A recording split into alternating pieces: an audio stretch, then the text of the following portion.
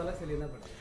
अभिवादन स्वीकार कीजिए ब्रजेश मिश्रा का। और आप देखना शुरू कर चुके हैं द डिबेट। बहनों भाइयों, इस देश में अगर बाबा हैं, मौलाना हैं और धर्मगुरु हैं तो आपको कुछ विशेष छूट खुद ब खुद मिल जाती हैं। अपराध किया हो तो उससे भी छूट मिल जाती है। आपका मामला कोर्ट में पहुंचा है, स्टे भी आपको मिल जाएगा। और अगर जेल में हैं तो आपको पैरोल भी मिल जाएगी। बाबाओं के लिए इस देश में ऐसा लगता है कुछ प्रिविलेज उन्हें हासिल हैं जो शायद किसी और को नहीं है। आज इन्हीं कुछ मामलों को लेकर हम इस सार्वजनिक चर्चा को आयोजित करते हैं। बहनों भाइयों, बाबाओं का तिलिस्म आपने देखा होगा, ये एक अलग लेवल पे जा चुका है। आज मैंने ये डिबेट आयोजित की है ताकि मैं इनके आपके समक्ष एक स्थिति स्पष्ट कर सकूं कि ये धर्माचार्यों को, धर्मगुरुओं को और बाबाओं को इस देश में विशेषाधिकार हासिल है। और छोटा मोटा विशेषाधिकार नहीं, हीनियस से हीनियस क्राइम, गंभीर से गंभीर आरोपों के बावजूद कुछ खास किस्म के बाबाओं को कुछ खास तरह के विशेषाधिकार हैं। और खूबी यह है कि पुलिस भी उनको वो विशेषाधिकार का उपयोग करने के लिए प्रेरित करती है। सरकार तो पलक पावड़े बिछा के बैठती है और कोर्ट्स भी इनके प्रति बड़ी दयावान रहती है। आम आदमी के जीवन में अगर एक छोटी सी भूल हो जाए, अपराध हो जाए, उसकी जिंदगी को पुलिस जहन्नुम बना देती है। कोर्ट से रिलीफ भी नहीं मिलती। लेकिन बहनों भाइयों, इन सब के लिए जेल के दरवाजे खुल जाते हैं। अदालतें इनको सुनने के लिए तत्काल तैयार बैठी हैं और पुलिस तो इन बाबाओं के पैरों पर लेटी हुई है। 3 उदाहरण, एक या दो नहीं, 3 उदाहरण आपके समक्ष प्रस्तुत करूंगा। ये जिनकी आप तस्वीर देख रहे हैं, आप लोगों का असल में क्या है, याददाश्त कमजोर है, भूल जाते हैं। ये सूरज पाल उर्फ नारायण सरकार उर्फ भोले बाबा हैं। आपको याद होगा कि हाथरस में एक सत्संग के दौरान भगदड़ मचने से 121 मासूम और बेगुनाह लोगों की जान गई थी। आपको पता है कि हाथरस में जो लोग मरे थे उनमें कौन लोग थे? छोटे बच्चे, महिलाएं, बुजुर्ग, कुचलकर इनकी मौत हुई थी। और आज जब चार्जशीट दाखिल की है उत्तर प्रदेश की पुलिस ने हाथरस इस कांड में, जिसमें 121 निर्दोष नागरिक मारे गए थे कुचलकर बेरहमी से, बहनों भाइयों, हृदय चीर देती है इस तरह की घटनाएं, मन को दुखी और द्रवित कर देती है। लेकिन क्या मजाल कि इन पर कोई कार्रवाई हो जाए। SIT बैठी, कुछ नहीं हुआ और यूपी पुलिस ने इस बाबा को चार्जशीट से क्लीन कर दिया और कहा इन पर तो कोई आरोप ही नहीं बनता। जिस व्यक्ति की वजह से इतनी बड़ी वारदात हुई हो, 121 लोग मारे गए हों, 121, लेकिन सूरजपाल, नारायण सरकार, भोले बाबा, जो भी इस व्यक्ति का नाम है, एक भी कार्रवाई नहीं। साहस नहीं है उत्तर प्रदेश पुलिस का कि इस व्यक्ति को समन करके बुला पाते कि यह घटना हुई कैसे। छोटे मोटे कर्मचारी अधिकारियों पर कार्रवाई करके, सेवादारों पर एक्शन लेके पुलिस ने 121 मासूमों की मौत पर मिट्टी डाल दी। अगर इसको राजनीति की विभत्सता नहीं कहेंगे तो किसे कहेंगे? लेकिन इस पर कोई बात करने को तैयार नहीं।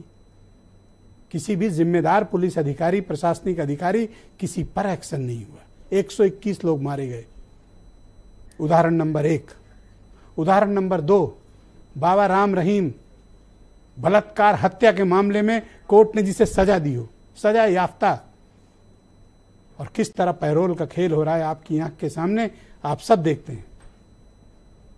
लोगों को जेल से 1 दिन की पैरोल मिलना मुश्किल है, 1 दिन की फरलो मिलना मुश्किल है, लेकिन इस बाबा के लिए ऐसा लगता है कि जेल तैयार बैठी है, पुलिस प्रशासन तैयार बैठा है और भारत का निर्वाचन आयोग भी अनुमति देता है और कोर्ट तो तैयार बैठा है मुहर लगाने के लिए। बाबा राम रहीम इस हरियाणा के चुनाव चल रहे हैं और इस वक्त फिर वो अपने आश्रम में मौजूद हैं, जबकि पिछले महीने 25 दिन की पैरोल पर था, फिर बाहर है। कानून का इससे विभत्स मजाक क्या हो सकता है? कहते हैं कानून अंधा होता है। अब इनके मामले में क्या है तो अजब ही बात है। फैसला आप लोग करें। 2 उदाहरण। तीसरा, आज की घटनाएं जिनको आप देख रहे हैं, जग्गी वासुदेव, ईशा फाउंडेशन के प्रमुख, इंटरनेशनल बाबा हैं। ये गरीब के बाबा नहीं हैं, ये पिछड़ों के बाबा नहीं हैं, ये दलितों के बाबा नहीं हैं, मिडिल क्लास के बाबा नहीं हैं, अपर क्लास के भी बाबा नहीं हैं, ये रिच लोगों के बाबा हैं, कारपोरेट के बाबा हैं, अरबपतियों के बाबा हैं। इनके खिलाफ गंभीर आरोपों के तहत एक मुकदमा चला मद्रास हाई कोर्ट में। बहनों भाइयों, तमिलनाडु की पुलिस को मद्रास हाई कोर्ट ने इस गंभीर मामले की जांच के आदेश दिए। पुलिस इन्वेस्टिगेशन शुरू हुआ और आज सुबह 10:30 बजे आउट ऑफ टर्न इनके केस को सुना गया भारत की सर्वोच्च अदालत में, और 10:30 बजे फोन पे ही चीजों को निपटा के सारी जांच रोक दी गई और मद्रास हाईकोर्ट से पूरा मामला सुप्रीम कोर्ट ट्रांसफर कर लिया गया। जिस मामले में रिलीफ नहीं भी मांगी थी जग्गी वासुदेव ने, वो भी रिलीफ कोर्ट ने उनको दे दी कि नहीं ये भी आप ले लीजिए। तो नो इंक्वायरी, नो इन्वेस्टिगेशन, पूरा case supreme court transfer. Jaggi Vasudev को कोई फर्क नहीं पड़ा, उनको रिलीफ मिल गई। 3 उदाहरण आपके समक्ष हैं। और ऐसा नहीं कि सिर्फ हिंदुओं के बाबा ही मौज कर रहे हैं, सिखों के बाबा मौज कर रहे हो। आरबी लाल का उदाहरण, ईसाई धर्मगुरु हैं, नैनी प्रयागराज में, उनका उदाहरण देख लीजिए। जांच होती रहती है, FIR होती रहती है, बंदे को कोई जेल रख ही नहीं सकती, अपने जमानत मिल जाती है। तौकीर रजा का केस देख लीजिए, जितने हेट्रेड स्टेटमेंट दे सकते हैं सब दिए, केस दर्ज हुआ, कोर्ट गए, जमानत लेके आके बैठ गए। तो इन लोगों को स्पेशल प्रिविलेज है जो हमें आपको नहीं है। क्या कारण है? इन कारणों की हमें समीक्षा करनी चाहिए बहनों भाइयों। और कारण सिर्फ एक ही चीज है, वोट बैंक की राजनीति, जात पात की राजनीति, और इनके जरिए अपने राजनीतिक मकसद साधने की रणनीति। कानून हो या पुलिस हो, सब इन बाबाओं के पैरों पर हैं। और आपको रोज इस तरह के दृश्य देखने को मिलते होंगे।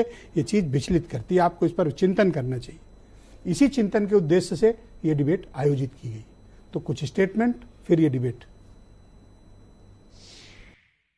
घटना हाथरस की बड़ी गंभीर घटना हुई, उसमें 100 के ऊपर लोग मारे गए और जांच में जो भी दोषी पाए गए हैं उन पर कोई कार्रवाई से पुलिस ना आगे पीछे नहीं करेगी और पूरी तरह से दोषी जनों के ऊपर सख्त कार्रवाई की जाएगी। कोई भी घटना हो, उस घटना में जो अपराधी मुख्य आरोपी होगा वो भारतीय जनता पार्टी का समर्थन या सहयोगी होगा। उनको सरकार बचाती है और निर्दोष लोगों को फंसाने का काम करती है। फर्जी बाबा देश में तमाम बन गए हैं। ये तो सिपाही था, इसको मैं जानता हूँ पर्सनली, इसके बहुत सारे कर्म जानता हूँ, आगरा में रहता था पहले ये। लेकिन अजीब इस देश का भेड़ चाल है और लोग इनके पीछे क्यों भागते हैं। शायद हम सब लोगों की भी कमजोरी है, हम लोगों ने देश को प्रशिक्षित और शिक्षित नहीं किया कि ईश्वर के पीछे भागो, इन बाबाओं के पीछे मत भागो, ईश्वर को मान।